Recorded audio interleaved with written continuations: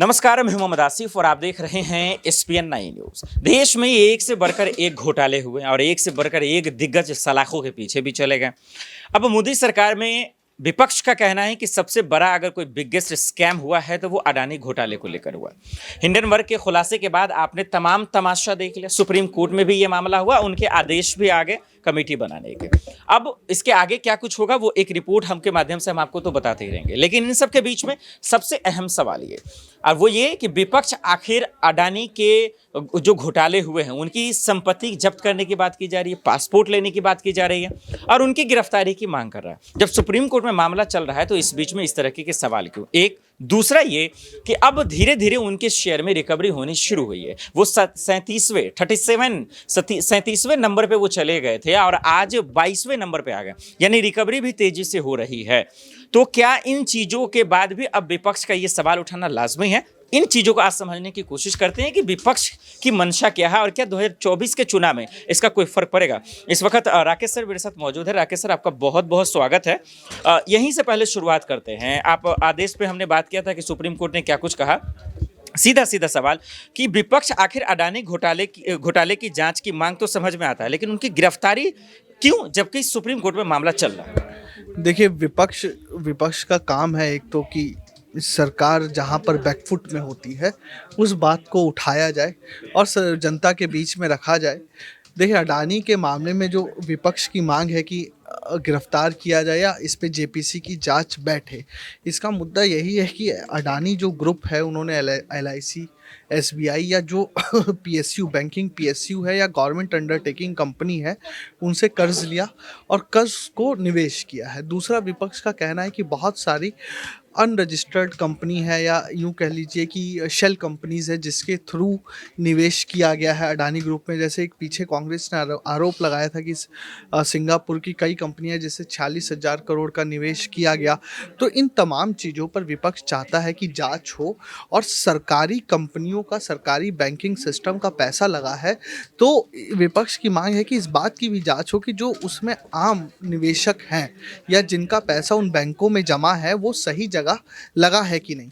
और तीसरी बात, जो हिंडनबर्ग ने दावा किया है कि जो अनियमितता बरती गई है अकाउंट्स को लेकर या अपर सर्किट जो है अडानी का, उसमें जो अनियमितताएं बरती गई है या जो फाइनेंशियल अकाउंटिंग सिस्टम में जो अकाउंट्स को लेकर अनियमितताएं बरती गई है, तो हिंडनबर्ग ने एक जो रिपोर्ट साझा की है अंतर्राष्ट्रीय पटल पर, उसमें कितनी सच्चाई है। विपक्ष चाहता है कि इसकी भी जांच हो और ये जनता के सामने पता चले। देखिए, विपक्ष की ये मांग जायज़ भी है कि अगर कोई इंसान, कोई व्यक्ति देश में व्यापार कर रहा है और देश के संस्थागत पूंजी को या देश के संसाधनों का प्रयोग करके वो विश्व पटल पर तीसरे नंबर पर आ जाता है, एशिया का सबसे अमीर आदमी हो जाता है और तो अगर उस पे किसी तरह के घोटाले का आरोप लगा है तो सरकार की भी नैतिक जिम्मेवारी बनती है कि जांच हो और जो सच है, हिंडनबर्ग कितना सच कह रहा है या निवेशक का पैसा कितना फंसा है या बैंक कितने सुरक्षित है जिन्होंने निवेश किया अडानी ग्रुप पे, वो कितने सुरक्षित है, इससे लोगों का भरोसा बैठेगा अडानी ग्रुप पे। देखिए राकेश सर, देखिए आपने 100 बातों की एक बात में आपने बता दिया सीधे सीधे कि वाकई में जांच होगी तभी चीजें समझ में आएगी।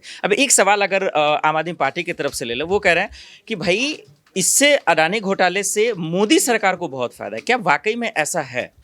देखिए, घोटाले से मोदी सरकार को कितना फायदा है ये एक तरह का अभी तक आरोप है। जो सुप्रीम कोर्ट ने कमेटी गठित की है और रिपोर्ट देनी है, हमें उस रिपोर्ट का इंतजार करना चाहिए। देखिए, अब कोई भी बिजनेसमैन है, व्यापार कर रहा है, तो एक दिन में अडानी समूह इतना बड़ा नहीं हुआ। वो समूह गुजरात से चला, हिमाचल भी गया है, राजस्थान भी गया है। हालांकि हिमाचल में जो सीमेंट फैक्ट्री का प्लांट था वो बंद कर रहे हैं, लेकिन गुजरात में प्लांट चल रहा है, छत्तीसगढ़ में चल रहा है। या राजीव गांधी, अडानी खुद कई बार बोल चुके हैं कि उनको पहला ब्रेक कांग्रेस के टाइम पे मिला। तो एक जो व्यापारी है, जो इतना बड़ा व्यापारी बनता है, वो एक सरकार के राज में नहीं फलता फूलता, वो पीछे से सरकारों के राज में फल फूल रहा है। और देखिए, ये तो बात किसी से छुपी नहीं है कि कॉरपोरेट लॉबी तो होती है, पॉलिटिक्स में भी कॉरपोरेट लॉबी होती है। अब आप समझिए कि अडानी ग्रुप का इतना जो बड़ा व्यापार है, निवेश है, तो हम इस बात से डिनाई नहीं कर सकते हैं कि वो फंडिंग्स नहीं होती है। और फंडिंग्स कहीं न कहीं राजनीतिक विचारों को और जो सरकारी फैसले होते हैं उसको कहीं न कहीं तो प्रभावित करती ही है। बहुत-बहुत शुक्रिया। वाक़ई में देखिए इन्होंने बिल्कुल सही कहा है कि एक अगर इस मसले को सही से समझना है, इसकी सच्चाई लोगों तक अगर लाना है, तो फिर आपको जाँच कराना ही पड़ेगा, आप इससे पीछा नहीं छुड़ा सकते। ये बहुत बड़ी बात है और ये सच्चाई है, ये हकीकत है। दूसरा जो सबसे बड़ा इन्होंने ये भी बातें कही कि भाई सरकार के बिना मदद के कोई भी व्यापारी इतना दिन रातों-रात अमीर नहीं हो सकता, ये भी हकीकत है। लेकिन सिर्फ मोदी सरकार पे ही आरोप क्यों? जब राजस्थान की बात आती है या फिर यूपी की बात आती है, जहाँ भी जिसकी सरकार है उसकी मदद से ही कोई आगे बढ़ता है, क्योंकि हर सेक्टर में जो है उनके कुछ न कुछ जो है कंपनियां वहाँ काम करती हैं। लेकिन इन सब के बीच में जो सवाल ये है कि जांच होगी तभी तो गिरफ्तारी की बात होगी, कोर्ट में मामला चल ही रहा है। पीयूष मेरे साथ मौजूद हैं, इनसे एक आखिरी सवाल ये समझने की कोशिश करते हैं पीयूष कि आखिर ऐसे वक्त में जब मोदी सरकार है तो अडानी से दिक्कत हो जाती है और आज ये घोटाला आया है तो आप कह रहे हैं ठीक है, लेकिन इससे पहले भी तो राहुल गांधी तमाम लोग भाई भाई की बात कर रहे हैं। तो सवाल मेरा ये है कि आज घोटाला हुआ तो चलिए ठीक है, लेकिन इससे पहले भी तो आप आवाज उठा रहे थे, तो इसको कैसे समझा जाए?